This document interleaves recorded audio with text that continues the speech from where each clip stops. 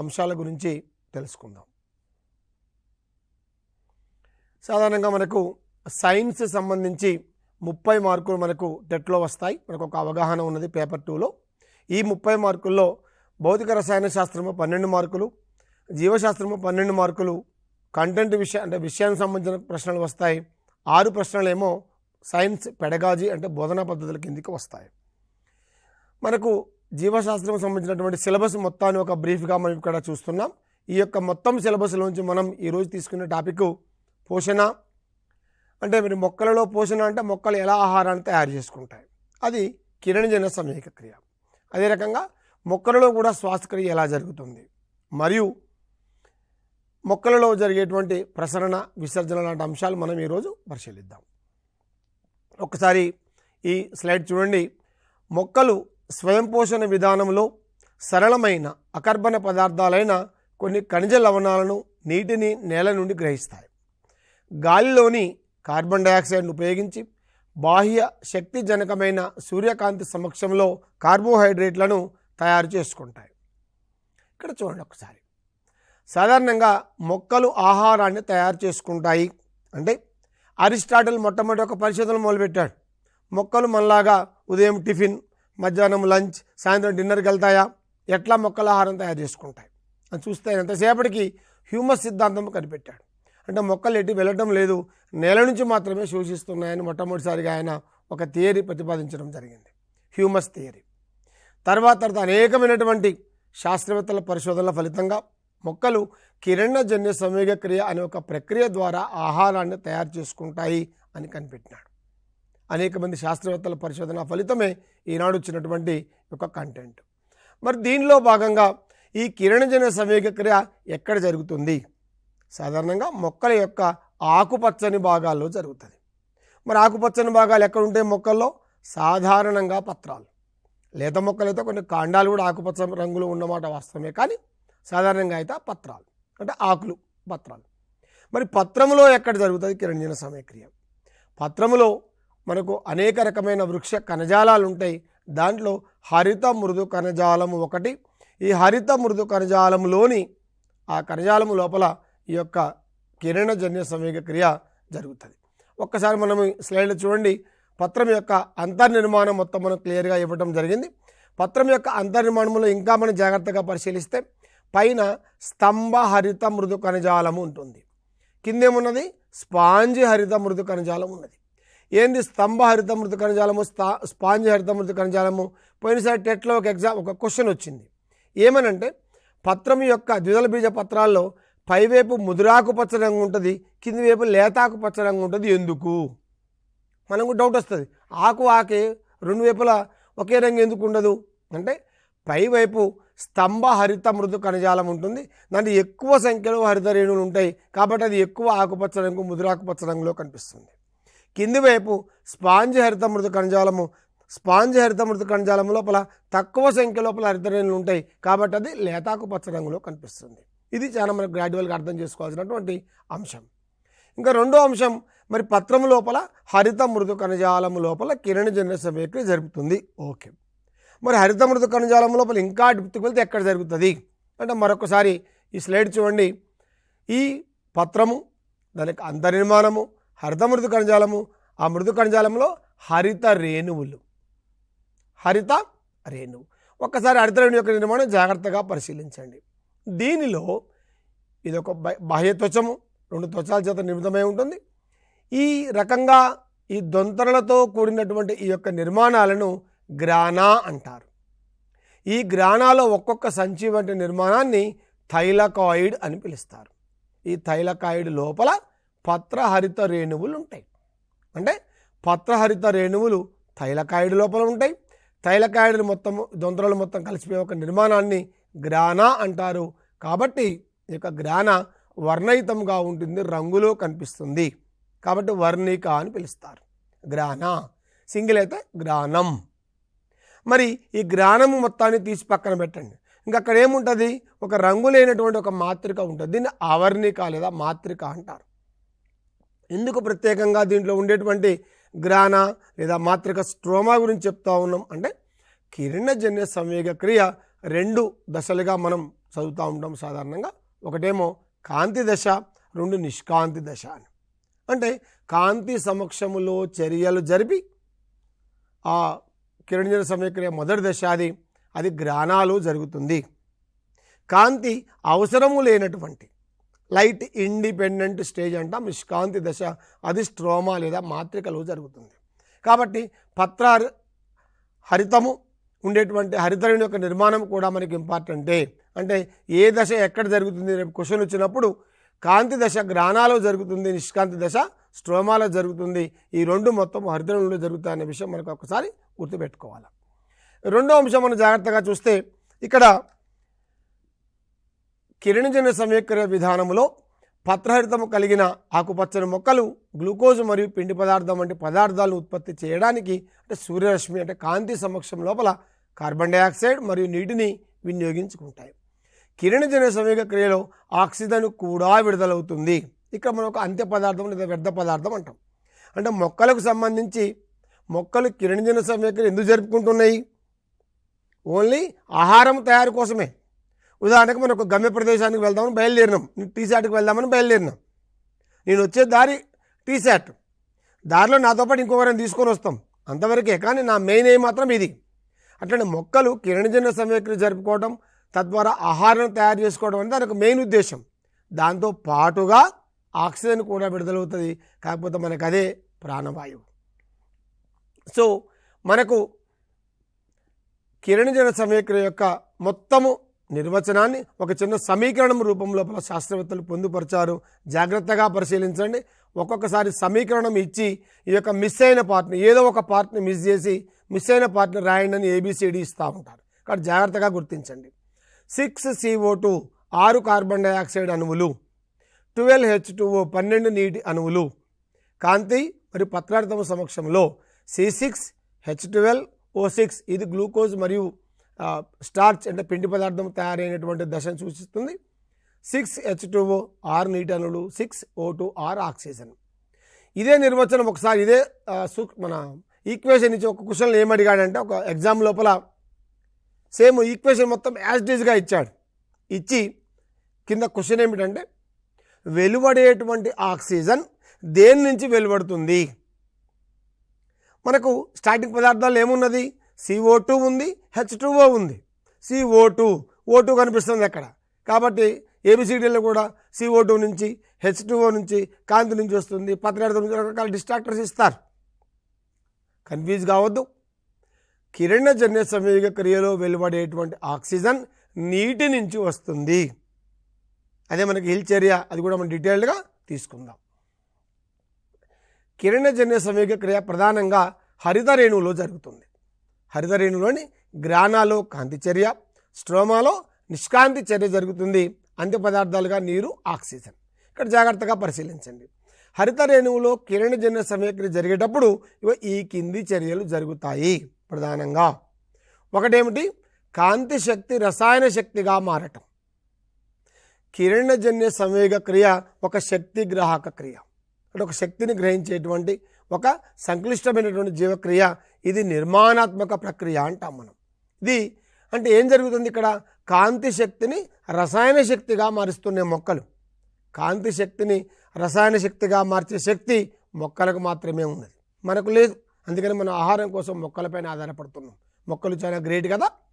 అదేవిధంగా నీటి అణువు విచ్ఛిత్తి చెందటం. మనం ఇంతకుముందు ఒక మాట అనుకున్నాం. కిరణజన్య సమయక్రియలో భాగంగా మొక్కలు చక్కటి మన ప్రాణవాయువైన ఆక్సిజన్ని విడుదల చేస్తున్నాయి. ఆ ఆక్సిజన్ ఎక్కడి నుంచి వస్తున్నది? నీటి అణువు విచ్ఛిన్నం చెందడం ద్వారా వస్తున్నది. ఇక మూడవ ప్రధానమైన ప్రక్రియ కార్బన్ డైఆక్సైడ్ కార్బోహైడ్రేట్గా ఆక్సీకరణం చెందటం. ఈ మూడు ప్రక్రియలు కిరణజన్య సమయక్రియలో ఒకదాని వెంట ఒకటి వరుసగా జరుగుతాయి. ఒక్కసారి ఒకటో ప్రక్రియ జాగ్రత్తగా చూడండి.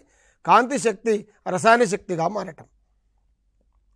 దీన్ని మనం కాంతి దశ కింద చేసుకుంటాం. కాంతి దశ లోపల సూర్యకాంతి పత్రహరిత అణువుపైన పడినప్పుడు అది వెంటనే ఉత్తేజితం చెందుతుంది. ఈ యొక్క పత్రహరితము సూర్యశక్తిని గ్రహించి, కరెక్ట్ చెప్పాలంటే సూర్యశక్తిలో ఉన్నటువంటి అంటే కాంతి కిరణాల్లో ఉన్నటువంటి ఫోటాన్ అనబడేటువంటి కాంతి శక్తిని గ్రహించి ఆ యొక్క మొక్కలు రసాయన శక్తిగా మార్చుకుంటాయి. రసాయన శక్తిగా మార్చుకొని మరి కాంతి దశలో ఏం విడుదలవుతుంది? ఏటీపీ, NADPH2 అనే ఒక 2 పదార్థాలు విడుదలవుతాయి. ఈ ఏటీపీ, NADPH2 రెండింటి కలిపి అసిమిలేటరీ పవర్, స్వాంగీకరణ శక్తి అంటారు. బాగా గుర్తుపెట్టుకోండి, కాంతి దశలో స్వాంగీకరణ శక్తి వెలువడుతుంది. ఇది పక్కన పెట్టుకోండి. రెండోది ఏమని చెప్పుకున్నాం మనం? నిష్కాంతి దశ అంటున్నాం. నిష్కాంతి దశ అంటే కాంతి అవసరము లేనటువంటి దశ. మరి ఏదైనా ఒక జీవక్రియ జరగడానికి శక్తి కావాలి కదా, మరి ఇక్కడ కాంతి అవసరం లేదంటున్నాం. మరి ఎట్లా జరుగుతుంది అంటే కాంతి దశలో ఏదైతే స్వాంగీకరణ శక్తి వెలువడిందో దాన్ని ఉపయోగించుకొని నిష్కాంతి దశ జరుగుతుంది. ఈ కాంతి దశలోనే నీటి అణువు విచ్ఛిన్నం చెందటం కూడా ఉంటుంది. ఒకసారి మనం దాన్ని కూడా జాగ్రత్తగా పరిశీలిద్దాం. ఇక్కడ చూడండి, ఒక 2 అంశాలు మనం ఈ కిరణజన్య సమీకరణకు సంబంధించిన అంశాలను జాగ్రత్తగా మనకి ఎగ్జామ్ పాయింట్ ఆఫ్ వ్యూలో ఏం అడగొచ్చు. ఆక్సిజన్ కనుగొన్నది జోసెఫ్ ప్రీస్ట్లీ, కానీ పేరు పెట్టింది మాత్రం లెవోయిజియర్. ఎప్పుడు మనకి ఇది ట్విస్ట్ అవుతుంటుంది. ఆక్సిజన్ కనిపెట్టిందని జోసెఫ్ ప్రీస్ట్లీ, లెవోయిజియర్ పేరు చేయగానే అరే ఇద్దరి పేరు మనకు గుర్తుంది, కనుగొన్నది ఎవరు, పేరు పెట్టింది ఎవరు, గుర్తుపెట్టుకోవాలి. రెండవది, సల్ఫర్ బ్యాక్టీరియా పైన మొట్టమొదటిసారిగా వాన్ నీల్ అనే శాస్త్రవేత్త ప్రయోగాలు జరిపాడు. కాంతి పాత్ర పైన ప్రయోగాలు జరిపినప్పుడు అక్కడ సల్ఫర్ బ్యాక్టీరియా కాబట్టి మామూలు మొక్కలలాగా ఆక్సిజన్ వెలువల్లే, సల్ఫర్ వెలువడింది అంతే ఉత్పన్నంగా. అంటే బ్యాక్టీరియా ఆహార పదార్థాలు తయారు చేసుకున్నది అంతే ఉత్పన్నంలో బై ప్రోడక్ట్ ఏర్పడ్డది మాత్రం ఆక్సిజన్ బదులుగా సల్ఫర్ ఏర్పడ్డది. అదే రకంగా కాంతి పాత్ర పైన ప్రయోగం జరిపింది మాత్రం వాన్ నీల్. అదేవిధంగా ఆకులలో పిండి పదార్థం మనం పరీక్షించడానికి వాడేటువంటి రసాయనం అయోడిన్. ఇవన్నీ మనకు ఒకసారి గుర్తుపెట్టుకోవాలి. ఇది ఒకటి చూడండి, కిరణజన్య సంవేగక్రియ జరపడానికి కొన్ని ఫ్యాక్టర్స్ అవసరమైతే, కొన్ని కారకాలు అవసరమైతే, కారకాలు కావలసినవి అంతే ఉత్పన్నాలుగా మనం 3 అంశాలుగా చూస్తాం. కారకాలలో ప్రధానంగా అవసరమైనటువంటిది కార్బన్ డైఆక్సైడ్. ఈ కార్బన్ డైఆక్సైడ్ అవసరమని నిరూపించే ప్రయోగంలో మనం ఒక రసాయన పదార్థాన్ని వాడతాము. ఆ రసాయన పదార్థం ABCD లైన్గా ఇస్తారు. KOH అంటే potassium hydroxide, calcium hydroxide, aluminium hydroxide, ఇంకో హైడ్రాక్సైడ్ ఇస్తాడు. మనకు హైడ్రాక్సైడ్ బాగా గుర్తుంటుంది. ఇది పొటాషియమా, అల్యూమినియమా, కాల్షియమా, ఏం కంగారు పడాల్సిన అవసరం లేదు. మిగతా హైడ్రాక్సైడ్లకు దీనికి ఒక ప్రత్యేకమైన తేడా ఉంది. ఆ పొటాషియం హైడ్రాక్సైడ్ ఏం చేస్తుందో తెలిస్తే మనకి ఇది గుర్తుపెట్టుకోవడం ఈజీ. పొటాషియం హైడ్రాక్సైడ్ కార్బన్ డైఆక్సైడ్ని శోషిస్తుంది. కాబట్టి CO2 అవసరం అని నిరూపించే ప్రయోగంలో ఉపయోగించే రసాయనం KOH అంటే పొటాషియం హైడ్రాక్సైడ్. ఇక్కడ చూడండి, మొక్కలలో కిరణజన్య సమయక్రియ జరుగుతుంది. ఆ సమయక్రియలో కాంతి అవసరము అని నిరూపించేటువంటి ప్రయోగం లోపల ఉపయోగించే పదార్థాలు, పరికరాలు ఏమేమి ఉన్నాయి అని అడిగే క్రమంలో లైట్ స్క్రీన్ పరికరం వాడతాం. అక్కడ పిండి పదార్థం పరీక్ష చేసేటప్పుడు అయోడిన్ వాడతాం. ఇది సాధారణంగా మనం చెప్పుకుంటాం. బాగా గుర్తుపెట్టుకోవాల్సిన అంశం ఏమిటంటే పిండి పదార్థం ఏర్పడిన తర్వాత ఈ యొక్క పత్రాన్ని ఒక ప్రత్యేకమైన రసాయనములో వేసి మరిగిస్తారు. ఏదా రసాయనము? పత్రాన్ని నీళ్ళలో వేసి ఉడికిస్తామైతే పత్రం మొత్తం ఉడికిపోతుంది. కానీ పత్రాన్ని మిథైలేటెడ్ స్పిరిట్లో వేసి బాయిల్ చేస్తారు, వేడి చేస్తారు. అంటే పత్రహరితం మొత్తం కూడా కరిగిపోతుంది. అందులో ఉండి పిండి పదార్థం పైన మనం పరీక్ష చేయడానికి అనుకూలంగా ఉంటుంది. కాబట్టి పత్రహరితాన్ని కరిగించుకునే రసాయనము క్వశ్చన్ వస్తే ఏం చూసుకోవాలి మనం? Methylated spirit. ఇది ఒకసారి మనం జాగ్రత్తగా గుర్తుపెట్టుకోవాలి. మరొకటి, కిరణజన్య సంవేగ క్రియలో ఆక్సిజన్ వెలువడుతుందని నిరూపించే ప్రయోగం. దీంట్లో సాధారణంగా మనం హైడ్రిల్లా మొక్కలు వాడతాం. ఎందుకు హైడ్రిల్లా మొక్కలే వాడతాము? ఇది ఒక సస్పెండెడ్ హైడ్రోఫైట్, ఒక నీటి మొక్క. కాబట్టి మనం గరాటు, ఆ బీకరు ఈ ఒక సెటప్లో పెట్టగానే నేను నీళ్ళలో ఉన్న అని అనుకున్నది ఆటోమేటిక్గా కిరణజన్య సమీకరణం మొదలు పెడుతుంది. మరి ఈ క్వశ్చన్ ఎట్లా అడగవచ్చు? ఒక్కోసారి మనకు కూడా తెలుసు, క్వశ్చన్లలో కొన్ని బొమ్మలు ఇస్తాడు. సింపుల్గా ఈ పక్కన ఇచ్చిన మ్యాటర్ ఏమి ఇవ్వకుండా బొమ్మ మాత్రమే చూపెట్టి ఈ ప్రయోగం యొక్క ఉద్దేశము అంటాడు. ఏం ఉద్దేశం అంటే ఫస్ట్ ఆఫ్ ఆల్ మనకు గుర్తు రావాలా, అరే ఇది కిరణజన్య సమీకరణకు సంబంధించిన ప్రయోగము, హైడ్రిల్లా మొక్క ఉన్నది అంటే కిరణజన్య సమీకరణలో ఆక్సిజన్ వెలువడుతుంది అని నిరూపించే ప్రయోగం అని ఒక ఐడియా మనకు రావాలి. కాబట్టి డైరెక్ట్ బొమ్మ ఇస్తాడు, ఈ ప్రయోగం యొక్క ఉద్దేశం అని అడుగుతాడు. దాన్ని మనం గుర్తుపెట్టుకోవాలి. రెండోది, కాంతి అవసరమని నిరూపించే ప్రయోగం. నెక్స్ట్ ఇక్కడ ఇంతకుముందు మనం మాట చెప్పుకున్నాం ఏమని, నీటి అణువు విచ్ఛిత్తి చెందటం. దీన్నే మనం నీటి కాంతి విశ్లేషణ అంటారు. దీన్ని మొట్టమొదటిసారిగా 1937లో రాబర్ట్ హిల్ అనే శాస్త్రవేత్త కనిపెట్టాడు. రాబర్ట్ హిల్ నీటి కాంతి విశ్లేషణ. నీటి అణువు H2O H+ OH- విడిపోతుంది. OH- మళ్ళీ విడిపోతుంది, O-2 H+, O-2 మళ్ళీ విడిపోతుంది, 2 ఎలక్ట్రాన్లు, ఒక O నేషెంట్ ఆక్సిజన్. ఈ విధంగా ఒక్క నీటి అణువు నుండి 2 H+లు అంటే 2 ప్రోటాన్లు, 2 ఎలక్ట్రాన్లు, ఒక ఆక్సిజన్ పరమాణువు ఏర్పడుతుంది. అంటే మనకు కిరణజన్య సంక్రియలో 12 ఆక్సిజన్లు కావాలంటే 6O2, కాబట్టి 6 ఆక్సిజన్ అణువులు రావడానికి వీలుగా 12 నీటి అణువులను మనం కిరణజన్య సంక్రియలో తీసుకుంటాం మన ఈక్వేషన్ లోపల. అది బాగా గుర్తుపెట్టుకోండి. ఇదొక విషయం మళ్ళీ జాగ్రత్తగా మనం గమనించండి. మన ఎగ్జామ్ పాయింట్ ఆఫ్ వ్యూలో ఇచ్చినటువంటి విషయాలు. పత్రర్థంలో ఉండే మూలకం మనకి ఎప్పుడు బాగా గుర్తుండే మూలకం ఏంటి? ఐరన్. మన రక్తం ఎర్రగా ఉండడానికి కారణం హిమోగ్లోబిన్. హిమోగ్లోబిన్లో ఏముంటుంది? హీమ్ అంటే ఐరన్, గ్లోబిన్ అంటే ప్రోటీన్. కాబట్టి ఎర్రగా ఉండడానికి కారణం ఐరన్. కాబట్టి రక్తం తక్కువ ఉందంటే ఐరన్ తీసుకోండి అని చెప్తుంటాం మనం. మరి పత్రహితంలో కూడా ఒక మూలకం ఉంటుంది. అదే మూలకము కన్ఫ్యూజ్ చేయమని ఐరన్ రాశారు, మెగ్నీషియం. కాబట్టి మనకు ఐరన్ ఎట్లనో పత్రహితానికి మెగ్నీషియం అట్లా పత్రర్థం ఏ యొక్క రంగు వేరు, పత్రర్థం బి యొక్క రంగు వేరు. పత్రర్థం ఏ నీలి ఆకుపచ్చ రంగులో ఉంటే పత్రర్థం బి పసుపు ఆకుపచ్చ రంగులో ఉంటుంది. అదేవిధంగా గ్రానా మనం ఇంతకుముందు చెప్పుకున్నాం. గ్రానా లోపల ఏదైతే థైలకాయిడ్స్ ఉంటాయో దాంట్లో 250 నుంచి 400 వరకు వర్ణధ అణువులు ఉంటాయి. దీన్ని మనం LHCగా పనిచేస్తాం, లైట్ హార్వెస్టింగ్ కాంప్లెక్స్. అంటే కాంతిని గ్రహించి రసాయన శక్తిగా మార్చేటువంటి యొక్క చర్య అక్కడ గ్రానాలో జరుగుతుంది. జరిగి అసిమిలేటరీ పవర్ ఏర్పడుతుంది. దీన్నే మనం స్వాంగీకరణ శక్తి అంటాం. ఈ స్వాంగీకరణ శక్తిని ఉపయోగించుకొని నిష్కాంతి చర్య జరుగుతుంది. మరొక విషయం స్పష్టంగా మొక్కలలో పోషణలో గుర్తుపెట్టుకోవాల్సింది, మొక్కలు అనగానే అన్నీ స్వయం పోషకాలు ఏం కాదు. ఆకుపచ్చని మొక్కలు స్వయం పోషకాలు. అందులో కూడా ఈ మొక్క కస్క్యూటా మొక్క బంగారు రంగులో కనపడుతుంది. అబ్బా గోల్డెన్ అంటే ఎంత బాగుంటుంది అనుకుంటాం, కానీ ఇది పరపోషకం, ఇతర మొక్క పైన ఆధారపడుతుంది. మరి ఇక్కడ ఎగ్జామ్ పాయింట్ ఆఫ్ వ్యూ దీని యొక్క ప్రత్యేకత ఏంటి? కస్క్యూటాలో ఈ మొక్క ఇతర మొక్కలపైన పరపోషకంగా ఉండేటప్పుడు అదొక ప్రత్యేకమైన వేర్ల లాంటి నిర్మాణాలను అతిదేయి మొక్క లోపలికి ప్రవేశపెడుతుంది. అతిదేయి మొక్క లోపలికి వాటిని ఏమంటారు? వేర్లు కాదు, వేర్ల లాంటి నిర్మాణాలు, వాటిని హాస్టోరియా అంటారు. వేర్ల లాంటి నిర్మాణాలు కస్క్యూటా నుంచి వస్తాయి. ఇవి అతిదేయి నుంచి ఆహారాన్ని శోషిస్తాయి. హాస్టోరియా.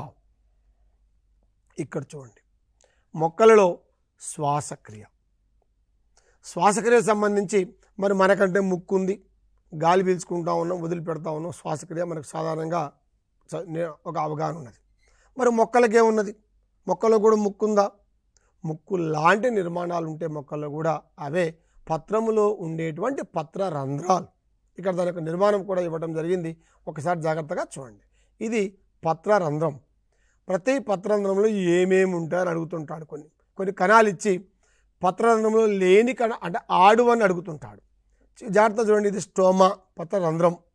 దీని చుట్టూ ఉండేటువంటి ఈ ఆకుపచ్చ ఏమో రక్షక కణాలు, దీని చుట్టూ ఉండేటువంటివి అనుబంధ కణాలు. ఇట్లా స్టోమా, రక్షక కణాలు, అనుబంధ కణాలు, ఇవి ABC. డి ఇంకోటి ఇస్తాడు, ఇచ్చి ఈ బొమ్మలో చూపెట్టిన దానికి సంబంధం లేని కణాలు అంటాడు. మనకి ఈ 3 ఉంటాయి కాబట్టి మిగతాది మనం ఆన్సర్గా గుర్తుంచుకోవాలి. అదే రకంగా కొన్ని కాండాలపైన కూడా అక్కడక్కడ చిట్లినట్టుగా కొన్ని ప్రత్యేకమైన రంధ్రాలు ఏర్పడతాయి. వాటిని లెంటిసెల్స్ అంటారు. ఇక్కడ చూడండి, లెంటిసెల్స్. కాబట్టి పత్రములో ఉండేవేమో పత్రరంధ్రాలు, కాండం పైన ఉండేవేమో లెంటిసెల్స్. బాగా ఈ 2 మనం కన్ఫ్యూజ్ కాకుండా గుర్తుపెట్టుకోవాలి. అదేవిధంగా మొక్కలలో లేదా అసలు శ్వాసక్రియ అనగానే గుర్తుకొచ్చే కణాంగం మైటోకాండ్రియా. మనం కణాంగాల్లో మనం మైటోకాండ్రియా సాధారణంగా గుర్తుండే ఉంటుంది. కాబట్టి మైటోకాండ్రియా అనగానే శ్వాసక్రియకు కారకమైన కణాంగము మైటోకాండ్రియా. సో మరొక బొమ్మ కూడా మనం ఇవ్వటం జరిగింది. ఏంది బొమ్మ యొక్క ప్రత్యేకత? సాధారణంగా వేరు వ్యవస్థ యొక్క విధులు మనకు తెలుసు. వేరంటే ఏముంటుంది? భూమి లోపల ఉంటుంది, శ్వాస స్థాపన, శోషణ, ప్రసరణకు ఉపయోగపడుతుంది. మరి ఇక్కడ వేర్లు ఏం పనిచేస్తున్నాయి? కొన్ని మాంగ్రోవ్ ప్రాంతాల లోపల, ఉప్పునీటి బురద ప్రాంతాల లోపల ఉప్పునీటి బురద కారణంగా ఆ వేర్లకు గాలి అందదు. వేరొక గాలి అందకపోతే ఏమవుతుంది? కుళ్ళిపోతాయి. ఇంకా వేరే కుళ్ళిపోయినాక మొక్క చనిపోతుంది. కాబట్టి ఆ మాంగ్రోవ్ మొక్కలు ఏం చేస్తాయంటే వేర్లపైన ఒక సెపరేట్ వాయుగతంగా కొన్ని ప్రత్యేకమైనటువంటి వేర్లను ఏర్పాటు చేసుకుంటాయి. వీటిని వాయుగత వేర్లు అంటారు. వీటి ద్వారా శ్వాసక్రియ జరుపుతాయి. వీటిని శ్వాసించే వేర్లు అంటారు. వాటిపైన రంధ్రాలని నిమాటోఫోర్లు అంటారు. నిమాటోఫోర్స్. ఈ రకంగా మనకు నిమాటోఫోర్లు ఎక్కడ ఉంటాయి అంటే శ్వాసించే మూలాలు ఎక్కడ ఉంటాయి? ఈ రకమైన క్వశ్చన్స్ మనం వచ్చినప్పుడు ఈ పాయింట్ ఆఫ్ వ్యూలో గుర్తుపెట్టుకోండి. నెక్స్ట్ శ్వాసక్రియ విషయానికి వచ్చినప్పుడు వాయు సహిత శ్వాసక్రియ, అవాయు శ్వాసక్రియ. వాయు సహిత శ్వాసక్రియ అంటే ఏంటి అంటే ఆక్సిజన్ సమక్షంలో జరిగే శ్వాసక్రియ వాయు సహిత శ్వాసక్రియ. ఆక్సిజన్ అతి తక్కువగా లభ్యమైనప్పుడు లేదా అసలు ఆక్సిజన్ తీసుకోకుండా జరిగే శ్వాసక్రియ అవాయు శ్వాసక్రియ. ఇది నిమ్న స్థాయి జీవుల్లో ఉదాహరణకు కిణ్వనం జరగడం ద్వారా వస్తుంది. ఇది ఈస్ట్ ఇథనాల్ ఏర్పాటవుతుంది. అదే లాక్టోబాసిల్లస్ కనుక అవాయు శ్వాసక్రియ జరిపితే అది లాక్టిక్ ఆమ్లం ఏర్పాటవుతుంది. ఇక్కడ మొక్కలలో విసర్జన సంబంధించి కూడా ఒకసారి జాగ్రత్తగా చూడండి. మొక్కలు 2 రకాల పదార్థాలను ఉత్పత్తి చేస్తాయి. ఒకటి ప్రాథమిక జీవక్రియా ఉత్పన్నాలు అంటాం, ఇంకోటి ద్వితీయ జీవక్రియా ఉత్పన్నాలు అంటాం. ఏంటి ప్రాథమిక జీవక్రియా ఉత్పన్నాలు అంటే మొక్కల పెరుగుదల అభివృద్ధికి తోడ్పడేటువంటివి ప్రాథమిక జీవక్రియా ఉత్పన్నాలు. ప్రోటీన్లు, కార్బోహైడ్రేట్లు, క్రొవ్వులు ఉపయోగపడేటి ప్రాథమిక జీవక్రియా ఉత్పన్నాలు. రెండోది ఏంది? మొక్కల పెరుగుదలకు ఉపయోగపడవు కాబట్టి ఇవి ఇతర భాగాల్లో నిల్వ చేసుకుంటాయి, రక్షణ కొరకు అటు పక్కన పెట్టుకుంటాయి. అవి ద్వితీయ జీవక్రియా ఉత్పన్నాలు. ఎందుకు పక్కన పెట్టుకోవాలా అంటే మనలో విసర్జన ఉన్నది. వ్యర్థ పదార్థాన్ని వేరు చేస్తాం, ఎప్పటికప్పుడు బయటకు పంపిస్తాం. మరి మొక్కలలో వ్యర్థ పదార్థాలు వేరు చేస్తాయి కానీ బయటికి పంపించలేవు కదా. ఎప్పటికప్పుడు మొక్కలు బయట వేస్తూ ఉంటాయా? ఏమి వేయవు కదా. కాబట్టి పక్కన రిక్తికలో నిల్వ చేసుకుంటాయి. ఈ నిల్వ చేసుకునే ఆ వ్యర్థ పదార్థాలని ద్వితీయ జీవక్రియా ఉత్పన్నాలు అంటారు. అవి ఆల్కలాయిడ్స్, టానిన్స్, జిగురులు, రెజిన్స్, లేటెక్స్. ఇక్కడ జాగ్రత్త చూడండి, తంగేడు ఇది ఇచ్చేసి దీంట్లో ఉండేటువంటి ద్వితీయ జీవక్రియా ఉత్పన్నం ఏదైనా అడుగుతాడు. ఈ 4 ఆన్సర్లు ఇస్తాడు. ఆల్కలాయిడ్, టానిన్, జిగురులు, రేటస్ ఇవి ఇస్తాడు ఆన్సర్లు. ఏముంటుంది చెప్పండి? తంగేడులో టానిన్స్. మనము తంగేడిని తోల పరిశ్రమలో వాడతారు. తోళ్ళ పరిశ్రమని ట్యానింగ్ అంటారు. అది గుర్తుపెట్టుకుంటే ఆటోమేటిక్గా మనకు ఏవో బట్టి పట్టాల్సిన అవసరం లేదు. Just logic. ట్యానింగ్ అంటే తోలను శుద్ధి చేసే ప్రక్రియ. తోలను శుద్ధి చేసే దాంట్లో వాడేది టానిన్స్. అది తంగేడు శాఖ నుంచి వస్తుంది, తంగేడు. అట్లనే ఇంకో బొమ్మ చూడండి. సెకండ్ బొమ్మలో ఏముంది? తుమ్మ. తుమ్మ నుంచి ఏమొస్తాయి? జిగురులు వస్తాయి. తుమ్మ బంక మనకు తెలుసు కదా అది. ఇది చూడండి పైనస్. వీటి నుంచి ప్రత్యేకమైనటువంటి రెజిన్ నాళాలు ఉంటాయి, దాంట్లో రెజిన్లు వస్తాయి. ఈ రెజిన్లు మనం వార్నిష్, టర్పెంటైల్ వాటిలో వాడతాం, థిన్నర్స్గా వాడతాం. ఆ రెజిన్స్ అనమాట. ఇవి ఈ రకంగా ఈ 3 బొమ్మల్లో మనకు 3 ఒక ప్రత్యేకమైన ద్వితీయ జీవక్రియ ఉత్పన్నాలు చూడొచ్చు. ఇక్కడ పక్కన ఇంకో బొమ్మ కూడా ఉంది, బయోడీజిల్ కోసం జట్రోపా. ఇది చూడండి రబ్బర్ మొక్క. ఇదేంటి? మనము మర్రి కానీ మిగతా మొక్కలు ఆకులు దెంపగానే ఏమొస్తుంది? తెల్లటి పాల లాంటి ద్రవం వస్తుంది. అది లేటెక్స్. మర్రి ఎక్కడైతే లేటెక్స్ ఉన్నదో అట్లనే రబ్బరు మొక్క నుంచి తీసే లేటెక్స్ నుంచి రబ్బర్ తయారు చేస్తారు. అది కూడా మొక్కలు తయారు చేసే ఒక ద్వితీయ జీవక్రియా ఉత్పన్నము. ఓకే, మరి ఆల్కలాయిడ్స్ ఏమున్నాయి ఇక్కడ చూడండి. ఈ బొమ్మలు మనకు కనిపిస్తున్నాయి కదా. మరి బొమ్మలలో ఏ బొమ్మ నుంచి ఏ ఆల్కలాయిడ్ వస్తుంది ఒక్కసారి ఇక్కడ జాగ్రత్తగా చూడండి. క్వినైన్. సింకోనా అఫిసినాలిస్ అనే మొక్క నుంచి క్వినైన్ వస్తుంది. క్వినైన్ మనకు బాగా తెలుసు, మలేరియా నివారణ కోసం ఉపయోగపడుతుంది. నికోటిన్. పొగాకు, తంబాకు అంటాం కదా, పొగాకు. నికోటిన్ అనే టబాకం, దాని నుంచి దాని పేరు పొగ ఆకు, పొగ వచ్చే ఆకు పొగాకు, దాని నుంచి వస్తుంది. మార్ఫిన్, కొకైన్ పెపావర్ సామ్నిఫెరం నుంచి. మార్ఫిన్, రిజర్పిన్ రావిల్ఫియా సర్పగంధి మొక్క నుంచి వస్తుంది. అదే రకంగా కెఫిన్, కాఫియా అరాబికా మొక్కల యొక్క విత్తనాల నుంచి వస్తుంది. నింబిన్, అజడిరక్టా ఇండికా మన వేప, స్క్రోపోలమైన్ దతుర మన ఉమ్మెత్త మొక్క నుంచి వస్తుంది. అదే రకంగా ఇతర పైరిథ్రాయిడ్స్ మన క్రైజాంథమం చామంతి నుంచి. ఇట్లా ఏ మొక్క నుంచి ఏమి ఆల్కలాయిడ్ వస్తుంది అనేటువంటిది కూడా సాధారణంగా మనకి ఎగ్జామ్ పాయింట్ ఆఫ్ వ్యూలో అడుగుతూ ఉంటారు. మరొక విషయం కూడా ఏమిటంటే మనకు బయాలజీ అనగానే ఆర్థిక ప్రాముఖ్యత.